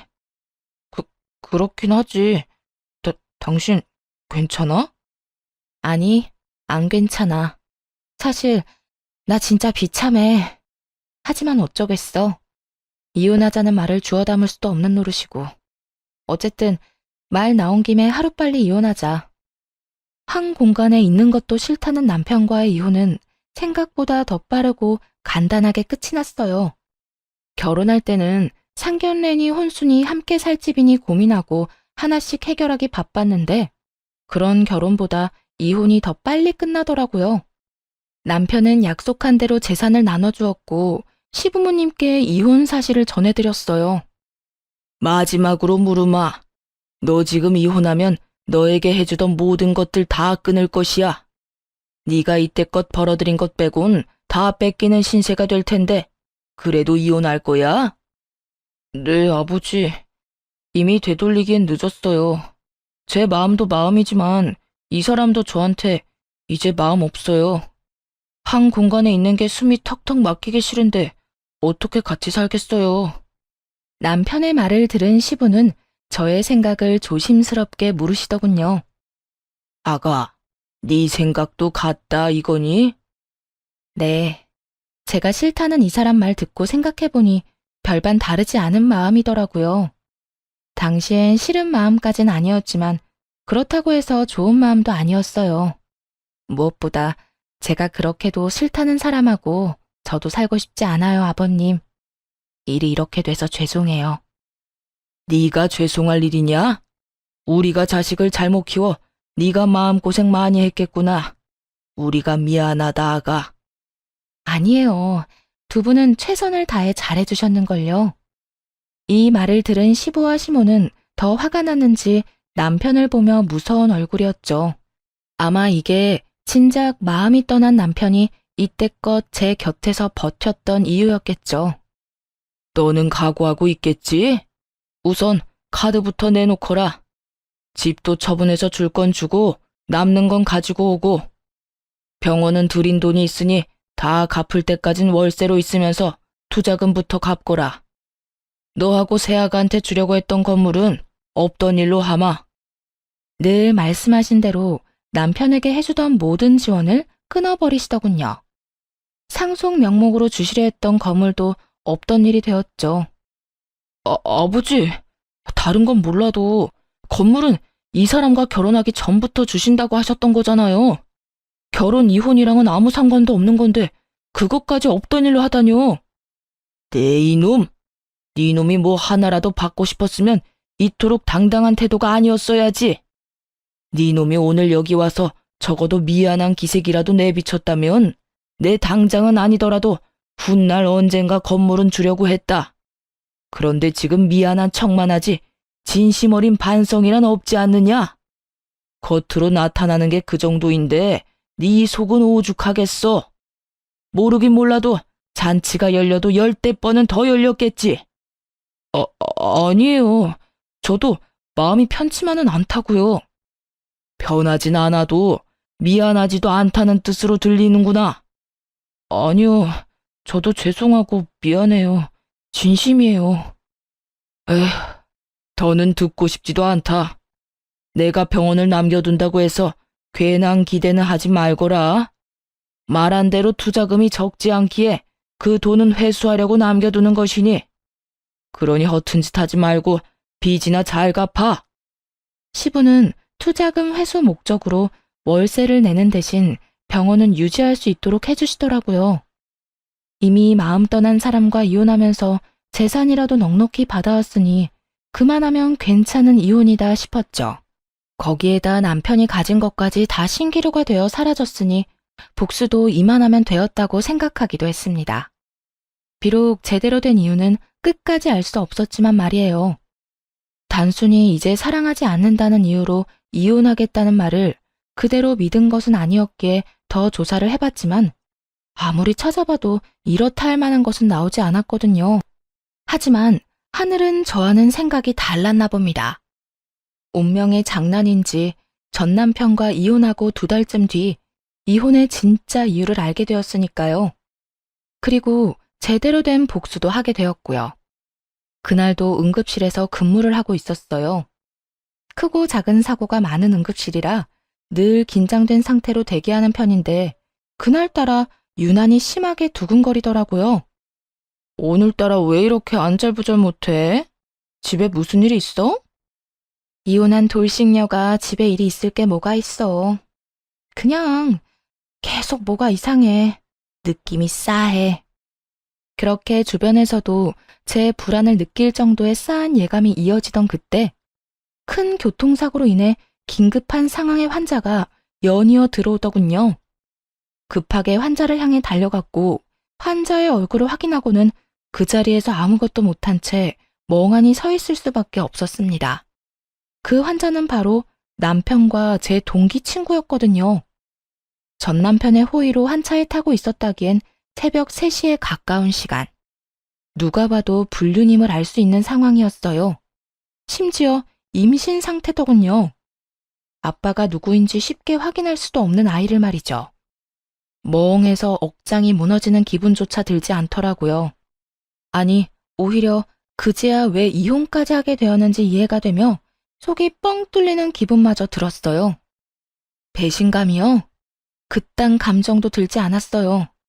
그저 2사람이 저를 속이고 어떻게 외도를 저질러 왔는지 그 과정이 머릿속에 쉽게 그려지더라고요.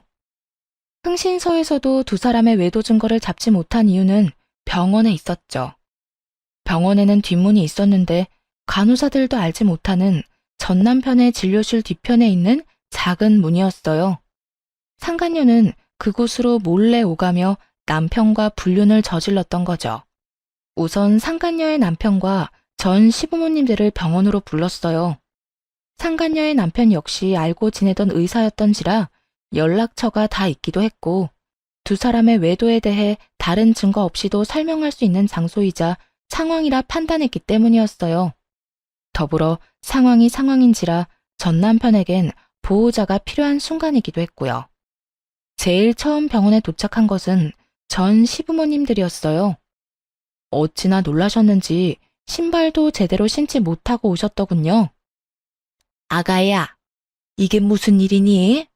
우리 아들이 사고라니? 얼마나 큰 사고길래? 그게 상황이 좋지 않아요. 일단 제가 사인해서 수술은 들어갔는데 어떻게 될지. 저도 장담할 수가 없어요, 어머님. 어쩌니? 이 새벽에 왜 운전을 하고 돌아다닌 게야? 혼자였니? 아니면 누가 옆에 있었니? 그게 혼자는 아니었어요. 전 시모는 저의 곤란한 표정을 보더니 말하지 않아도 안다는 듯 손을 꽉 잡으셨고 전 시부는 2눈을 질끈 감으시더군요. 저보다도 2분이 더 상처를 받으신 듯 잡은 2손이 미세하게 떨리고 있더라고요. 전 괜찮아요. 그런데 그 사람 상태가 생각보다 좋지 않아요. 일단 다른 건 생각하지 마시고 지금은 수술 생각만 하기로 해요. 보호자 대기실 저쪽에 있으니 가셔서 몸부터 좀 녹이세요. 그래, 일단은 애 몸부터 생각합시다. 아가, 너도 얼굴이 좋지 않아. 따뜻한 것 좀 마시고 일하거라. 응? 네, 아버님. 그렇게 전 남편의 상태를 전하고 2분을 진정시키고 응급실로 돌아왔는데 상간녀의 남편이 뛰어들어오더군요. 가운을 입고 뛰어들어오는 걸 보니 병원에 있다가 달려오는 길인 듯 했어요. 수민 씨, 우리 지연이 많이 다쳤어? 걱정하며 뛰어들어오는 상간녀의 남편을 보며 고민이 되지 않았던 건 아니었어요. 굳이 둘의 불륜 사실을 지금 밝히는 게 맞을까 해서요. 그런데 지금 이야기하지 못하면 나중은 없을 듯 했고, 그렇다고 덮고 지나갈 만큼 바보는 되고 싶지 않았어요. 그래서 결심했죠. 그 순간에 모든 사실을 밝히기로요. 그게, 지연이는 그나마 괜찮은데, 우리 전 남편이 많이 다쳤어요. 함께 있었더라고요. 전 남편이라면, 그러면 둘이 같이 차 타고 가다가 사고가 났단 말이야? 지금 이 시간에 두 사람이 함께 있을 일이 뭐가 있어? 설마, 아니지? 믿을 수 없다는 듯 멍하니 바라보는 상간녀의 남편을 보는데 그 심정이 이해가 되더라고요. 갑작스럽게 이혼 통보를 들었을 때가 떠오르며 말이죠. 절로 나오는 한숨을 내쉬며 다른 사실을 알려주었어요. 바로 상간녀의 임신 소식 말입니다. 아, 그 설마가 사람 잡았네요. 엑스레이 찍기 전에 혹시 몰라서 검사했는데 지연이 임신이더라고요. 알고 있었어요? 임신? 지연이가? 아니, 몰랐어. 임신이에요, 지연이. 한 5주쯤 된 것 같은데. 하여튼 아기는 무사해요. 상간녀의 남편은 대답이 없었고 저 역시 더는 할 수 있는 말이 없더라고요. 비교적 적게 다친 상간녀가 급한 치료를 마치고는 자신의 남편을 향해 다가왔거든요. 여보, 어떻게 알고 여기까지 온 거야? 지금 병원에 있어야 하는 거 아니야? 지금 그게 중요해? 당신 바람 피우고 있었어? 어? 그게 무슨 말이야? 바람이 아니면 지금 이 시간에 당신이 왜 최 원장이랑 한 차를 타고 가다가 사고가 나? 그게 말이야? 아, 됐어. 많이 다친 거 아니지? 치료 받을 거 받고 퇴원하는 대로 이혼 준비나 해. 나도 바빠서 병원 가야 하니까. 상간녀의 남편은 더는 말을 섞고 싶지도 않다는 듯 상간녀의 말을 잘라버리고 병원 밖으로 나가버렸어요. 상간녀는 그제야 제가 보이는 듯 언성을 높이며 따지고 들더라고요. 네가 우리 남편 불렀니? 응. 알다시피 보호자가 필요한 순간이라서 말이야. 때마침 연락처도 알고 있어서 불렀는데 왜? 왜? 지금 왜라는 말이 나와? 네 가정 깨졌다고 내 가정까지 깨겠다는 심보야? 야, 말은 바로 해. 내 가정도 네 가정도 네가 깬 거야. 애초에 바람 피운 연놈은 너랑 저 새끼인데 왜 애꿎은 내 탓을 해? 네가 내 남편을 불렀으니까. 그러게, 누가 사고가 나래? 아니, 누가 바람을 피우래? 너도 참 뻔뻔하다. 어떻게 나한테 그딴 걸 따질 생각을 해? 검사 받으면서 양심도 같이 두고 왔니? 정신 차려 이 상간녀야. 넌 상간녀 중에서도 악질이야. 어떻게 동기 남편이랑 그딴 짓을 저질러? 그러면서 뭐? 원장님은 바람 피울 리가 없다고? 내가 발 동동 구르며 너한테 고민 상담할 때 내가 얼마나 웃었을까? 다른 사람도 아닌 당사자한테 그걸 묻고 있었으니 말이다. 너도 알지? 지금도 상간녀 소송은 가능하다는 거. 그냥 넘어갈 생각 없으니까 각오하는 게 좋을 거야. 상간녀는 온갖 거친 말들을 쏟아내기 시작했는데 그냥 무시하고 일터로 돌아왔어요. 그 새벽이 어떻게 지나갔는지도 모르게 시간은 흘렀죠. 그 후 상간녀는 이혼을 하게 되었더라고요. 듣기론 막상 이혼이 진행되자 상간녀는 담담하게 그 상황을 받아들이고 이혼했다더군요. 하긴 뱃속에 애도 있으니 나름 현명한 판단을 한 것이었겠죠. 그 아기로 인해 앞으로 어떤 일이 일어날지도 모르고 말이죠. 저 역시 상간녀를 상대로 위자료를 청구했고 이혼은 순순히 했으면서도 위자료는 주기 싫었는지 다시금 찾아와 득달같이 따지고 들더라고요. 뻔뻔하게도 말이죠. 야, 너 꼭 이렇게까지 해야겠어? 너 때문에 나까지 이혼하는 꼴 봤으면 됐잖아. 그랬으면 됐지. 꼭 상간녀 소송까지 해야겠어? 넌 이미 이혼도 했잖아. 어찌나 뻔뻔한지 얼굴에 침이라도 뱉어주고 싶은 마음이었네요. 그냥 내쫓아버릴까 하는 생각이 들기도 했지만 뱉어내는 말들이 너무나도 주옥 같아 대꾸하지 않고는 못 견디겠더군요. 이혼하면 너희가 바람 피우는 게 없던 일이 되니? 너 때문에 내 가정이 다 찢어진 게 없던 일이라도 되냐 이 말이야. 그렇게 소송이 무섭고 돈이 아까웠으면 애초에 그딴 짓은 하지 말았어야지. 여기까지 찾아올 정성으로 차라리 용서를 구해보지 그랬어. 그랬으면 지금 이런 일은 없었을 텐데 말이야. 뭐 이미 늦었지만. 그래, 내가 다 잘못했고 너한테 죽일 년이니까 상간녀 소송 그거 하지 마. 우리 그래도 한때는 친구였잖아. 그러니까 소송만은 하지 말아줘. 응? 상간녀는 애원에 가까운 부탁을 했지만 소용없는 짓이었죠. 결국 소송을 통해 위자료를 받아냈으니까요. 이제 남은 것은 전 남편이었어요. 전 남편의 상황은 생각보다 더 좋지 않았어요. 도대체 어떻게 사고가 난 것인지 하반신 불구는 물론이고 상반신도 한쪽은 마비 증상이 있는 상태였어요. 의사 생활은 물론이고 일상생활에도 불편함을 겪을 정도였죠. 즉, 장애인으로 살아가야 할 신세가 되었습니다. 그런 신세가 된 전 남편을 보는 것은 전혀 슬프지 않았는데 슬퍼하는 전 시부모님을 지켜보는 것은 힘들더라고요. 아무래도 그간 친부모님처럼 잘 대해주신 분들이니까요. 그래서 전 남편의 곁을 지키는 두 분을 챙기기 시작했고 그런 행동에 상간녀가 안달이 난 모양이더라고요. 혹시나 전 남편을 빼앗길까 조바심이 들었는지 어느 날은 전 시부모님 앞에 무릎을 꿇고 앉아 절절한 사랑 고백을 하더군요. 저희가 비록 시작은 옳지 않았으나 마음만큼은 정말 진심이었어요. 저 원장님 진심으로 사랑해요. 그래서 뭘 어쩌란 말이니? 너를 며느리로 받아달라 이 말이니? 네 눈엔 제 불구된 거 안 보이니? 그래도 상관없다 이거야? 네, 저는 상관없어요. 원장님 상황이 어떻든 전 원장님을 사랑해요, 어머님. 그러니까 저 좀 예쁘게 봐주세요. 제가 살면서 정말 잘할게요. 저 받아주신 거 절대 후회할 일 없도록 잘할 자신 있어요. 그래, 그러려무나. 전 시댁에서 허락을 하니 상간녀는 부잣집에 시집갈 생각에 기쁜 내색을 감추지 않더라고요. 하지만 그것도 잠시였어요. 전 시댁에선 병원도 빼앗고 그나마 지원해주던 병원비마저 끊어버렸으니까요.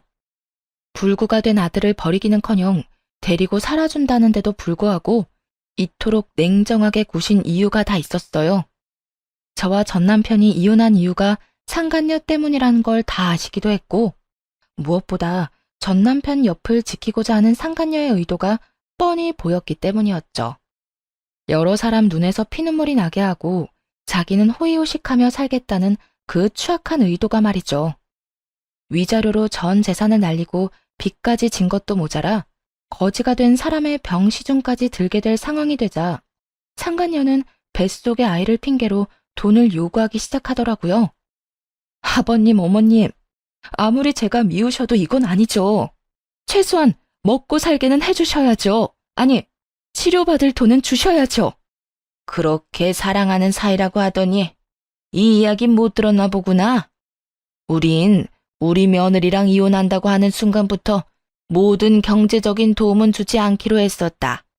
그러니 네가 그렇게나 사랑한다던 우리 아들, 네가 알아서 잘 보살피며 살아보거라. 우린 네가 무슨 말을 하든지 간에 눈 하나 깜빡하지 않을 것이니. 그러면 이 아이는요? 알고 계시죠? 저 임신한 거. 그리고 이 아기 전 남편 아기도 아니라는 거요. 그러면 이 아기가 누구 아기겠어요? 이 아기 최 원장님 아기예요. 그러니까 아기 생각해서라도 조금만 도와주세요. 최 원장님 몸도 저렇게 되고 앞으로 원장님 인생의 자식은 이 아기뿐일 텐데 이러다 아기마저 잘못되면 어떻게 해요? 상간녀의 말에 두 분도 흠칫하시더라고요. 그럴 수밖에 없겠죠. 아무래도 아들은 불구가 되어 다신 이세를 보는 건 힘들 것 같은 상황인데 그런 상황에서 뱃속에 아들의 아기가 있다니까요. 멈칫하는 두 분을 보며 상간녀는 묘한 미소를 지어 보였고 그런 상간녀에게 저와 전 남편만 알고 있던 사실을 알려주기로 했습니다. 차마 부모님께도 말씀드리지 못한 사실을요. 야, 헛소리 좀 작작해. 네 뱃속의 아기가 그 사람 아기라고? 웃기고 있네. 내 전 남편 아기 못 가져. 뭐라고? 그게 무슨 말이야? 배웠다는 사람이 이것도 못 알아들어? 네가 그렇게 사랑한다던 최 원장, 무정자증이라 아기 못 가진다고. 그래요. 전 남편은 무정자증이었어요. 결혼 2년 차에 자연 임신이 되지 않아서 병원에서 알게 된 사실이었죠. 부모님이 아시면 너무 속상해 하실 것 같아 일단 숨기며 이세에 대한 마음은 그때 접었고요. 그런데 그런 사실을 모른 채 전 남편의 아기라고 우겨대니 참 기가 다 막히더라고요. 모든 사실이 밝혀지자 상간녀는 고함을 질러대며 끝까지 저를 모함하기 시작했어요. 거짓말 하지 마. 너 지금 나랑 이 사람 잘 먹고 잘 살까봐 일부러 없는 말 지어내는 거지? 난 분명히 원장님 아기를 가졌는데 무정자증이라니. 아니, 무정자증이라도 가능성은 있는 거잖아. 참 가능성이 있겠다. 그렇게라도 우겨보고 싶은 것 같은데 우길 걸 우겨. 정 우기고 싶으면 나처럼 증거를 내밀어 보든지. 들어보니 네 전 남편 아기도 아니라던데 도대체 남자가 몇 명인 거니? 어디 숨겨둔 원장이 또 있기라도 한 거야? 뭐야? 너 지금 누굴 모함하는 거야? 그렇잖아. 내가 검사 결과를 봤으니 네가 임신한 것도 저 사람이 무정자증인 것도 확실한데 아기 아빠는 누구인지 알 수가 없고 이런 상황에선 다른 가능성이 떠오르지 않겠어? 아니야. 정말 아니라고. 아니에요, 아버님, 어머님. 설마 이 여자 말 다 믿는 건 아니죠? 지금 저 때문에 이혼하게 됐다고 화가 나서 이러는 거예요. 정말이에요. 제 말 믿어주셔야 해요. 전 남편이 무정자증이라는 사실에 상간녀도 그렇지만 부모님들도 충격이 크신 듯 하더라고요. 전 남편의 상태도 충격이지만 인간의 탈을 쓰고 아무렇지 않게 거짓말을 해대는 상간녀의 언행에 대한 충격이 더 큰 듯 했으니까요. 닥치지 못해? 네 말이 사실인지 아닌지는 출산하면 밝혀질 것이고 그때 유전자 검사에서 네 말이 사실이라면 내 너에게 사과하고 내 재산 전부를 네 뱃속의 아기한테 물려주마. 하지만 그렇지 않다면 각오하는 것이 좋을 게야.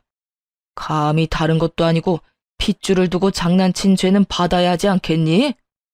전 시부는 처음 보는 무서운 표정을 지으며 상간녀를 몰아세우기 시작했어요. 상간녀는 뒷걸음치며 눈물로 호소하더군요. 아니에요. 정말 저는 맹세코 다른 남자는 없었어요. 믿어주세요. 그렇게 확신한다니 출산 때까지 기다릴 필요도 없겠구나. 들어보니 대하 유전자 검사도 있다고 하던데 그걸로 진행하자꾸나. 네 말대로 네 뱃속의 아기가 우리 아들 핏줄이라면 우리한테 귀한 손주인데 힘들게 키울 수는 없는 노릇이니.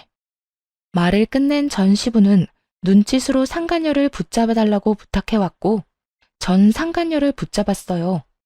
붙잡힌 상간녀는 발악하며 고함을 질러대더라고요. 이거 놔! 이건 놓으라고! 너 태아 유전자 검사가 쉬운 줄 알아? 아직 합법으로 정해진 것도 아니라고! 이거 놔! 이거 놓으라고! 다 널 위해서 이러는 거야. 홀몸도 아닌데 합법이든 불법이든 빨리 검사해서 확실해지면 돈도 펑펑 쓰고 너도 아기도 좋은 거 아니야? 당당하다는 애가 왜 이래? 이거 놔! 혼비백산. 말 그대로 아수라장이었네요. 상간녀는 있는 힘껏 저를 뿌리치고 도망쳤는데 그런 상간녀의 모습을 설명하기에 딱 어울리는 말이더군요. 마치 넋이 나간 사람처럼 정신없이 도망치는데 그 꼴 참 보기 좋다 싶었네요. 그 후 상간녀의 소식이 들려온 건 정확히 1년 뒤였어요. 아기를 안고 자신의 전 남편 앞에 나타난 상간녀는 뻔뻔히도 임신 주수를 착각했었다며 이번에는 전 남편의 아기라고 우겨댔다고 하더라고요. 순순히 넘어갈 리 없었던 전 남편은 유전자 검사를 했고 결과는 당연하게도 그와는 일치하지 않는 것으로 나왔다고 하네요. 그래서 다시 한번 떠들썩했다고 동기들이 알려주더군요. 이야기 들었어? 그 상간녀가 안고 온 아기 전 남편 아기도 아니래. 이번에 우리 병원에서 유전자 검사했는데 또 불일치. 그래서 난리도 아니었어. 상간녀는 무조건 검사가 잘못됐다고 하고 전 남편은 꺼지라고 소리 지르고 전 남편은 아니라고 생각하면서도 살짝 기대한 모양이더라고. 하기야 그렇게 당당하게 아기 안고 나타났으니 나라도 기대는 하겠다. 좀 당당했어야지. 뻔뻔하기는 진짜 뻔뻔하다.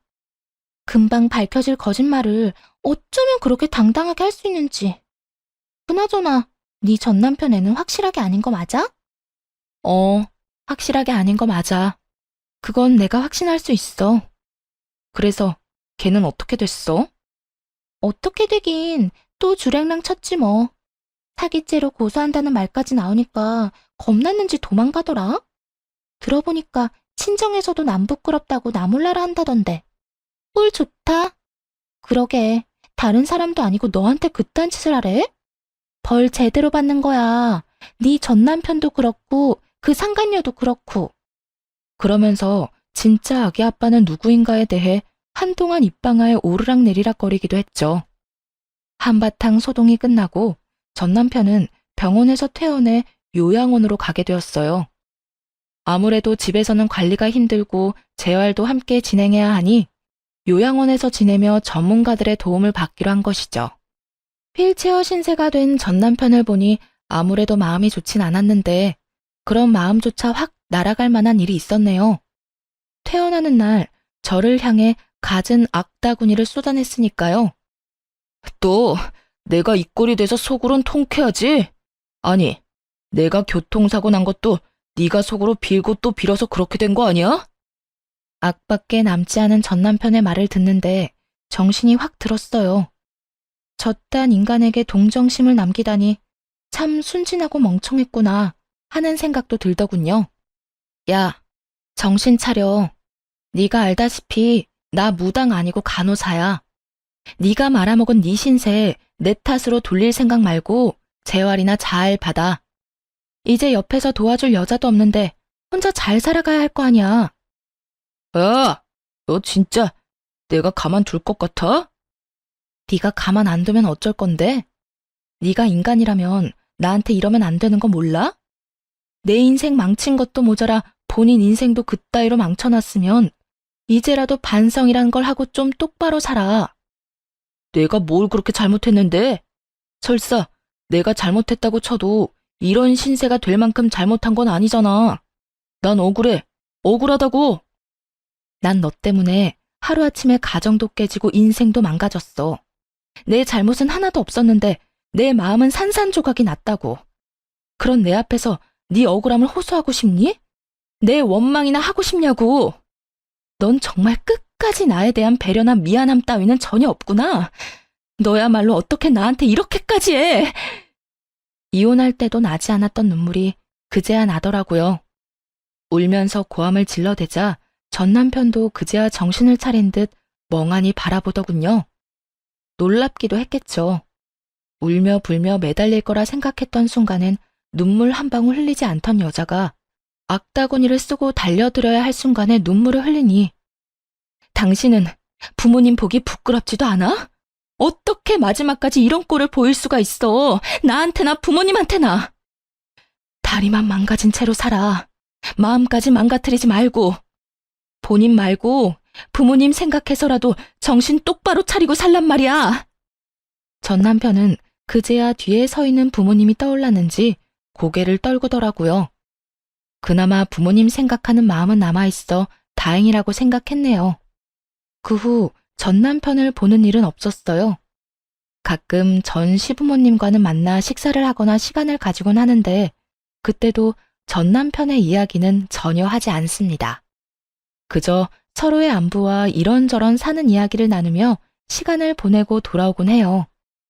한 번은 전 시부모님께서 이런 이야기를 하시더라고요.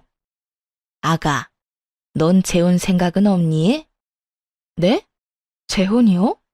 아, 어머님, 무슨 그런 말씀을 하세요. 전 그런 생각 없어요.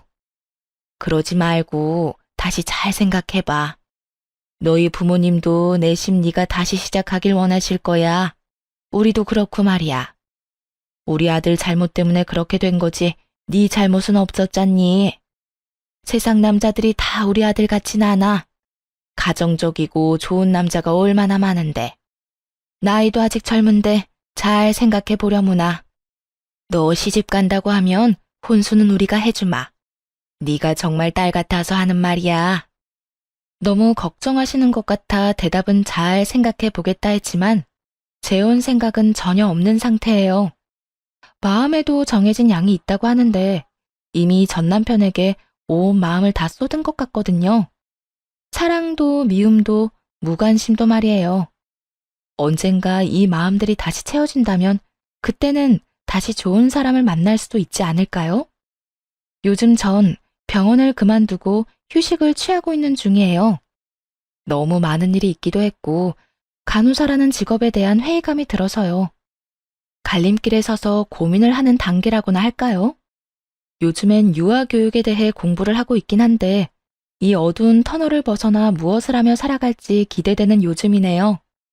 이로써 저의 사연은 끝이 났네요. 긴 사연 함께 해주셔서 감사합니다.